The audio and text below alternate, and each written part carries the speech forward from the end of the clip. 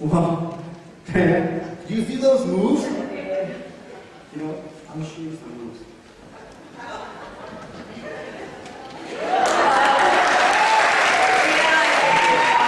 You're not good. Thanks, man. It means a lot to me. Yeah, you're welcome. Can you introduce the next performance, please? Okay. The next performance is the poem read by 3 African girls.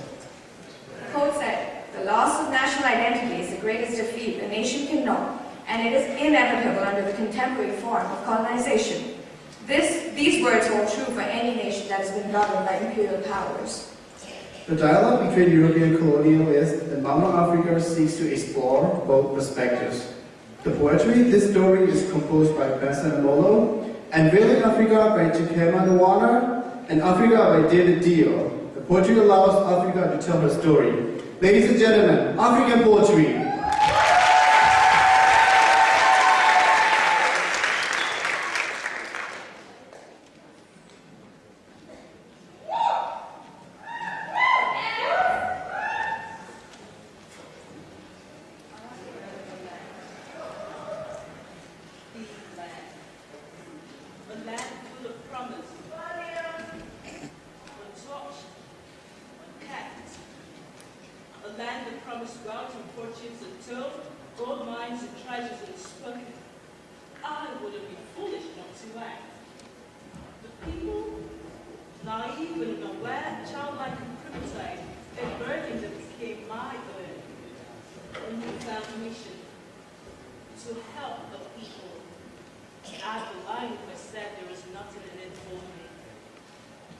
I recall a time where life was simple, my children happy, and my people free. I remember how the soil was rich, and the land pure. The water of the river and the leaves of the trees were sacred. A mission to save. My people enslaved. My crew sailed across oceans and seas to Africa, a land full of honey, gold, oil, cocoa, nuts, timber. Yes, it was a rich land. It is a rich land. But the people did not see what I saw. I was the happiest person I knew. I was my own master. I knew how to dance, to laugh, to smile. I knew how to exist. I give them roads, I give them technology. I give them education and brought missionaries. I give them God, ungrateful people. Ungrateful! Ha! I had a name. I had a heart. I could sing, laugh, and even cry, but they took all of that away. The naked wire that battered me gracefully because I refused to answer told me, I am Kunta Kinte. Now my heart pumps red blood and not cold ice. Only if they knew that I was a blessing. Only if they let me be. I left after all the pressured me to stay back home. But I know that I was a blessing, not a curse. In order to reward my efforts, I decided to take my share of the oil, the timber, of the gold and cocoa. I'd done my part. It was theirs left to do. I sang songs of freedom. That my skin should live without hate or ridicule. He left, but with him imprints of pain, battering, rape, and hatred. Now I exist, but worse than before. They did your part and messed it up. Where shall my healing start? This is our story.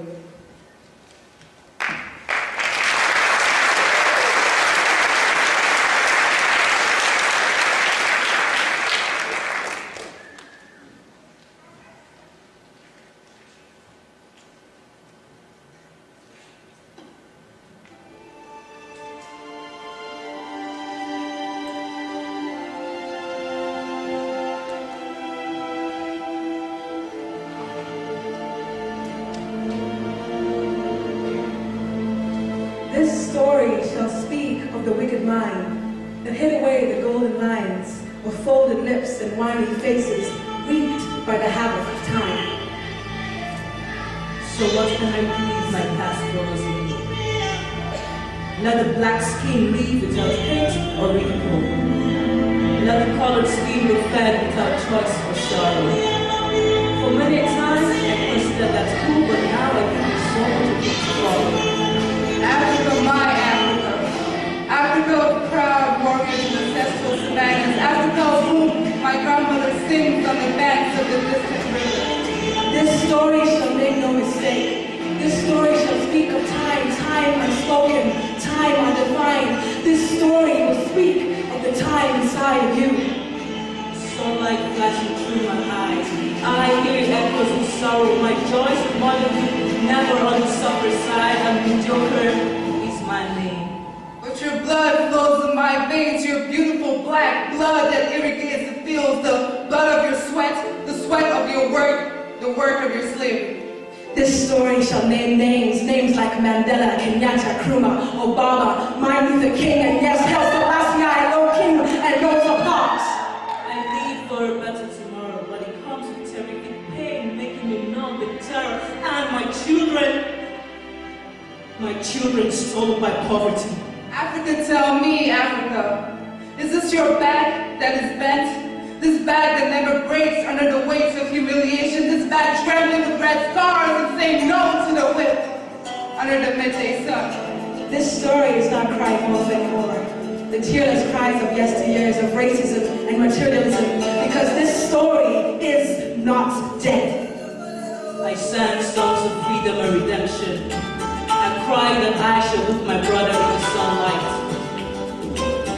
But a grainy voice answers me, impetuous child, that tree over there, splendidly alone amidst white and faded flowers. This story is living. I am living. This story will look you in the face and get the hell out of your wicked ways.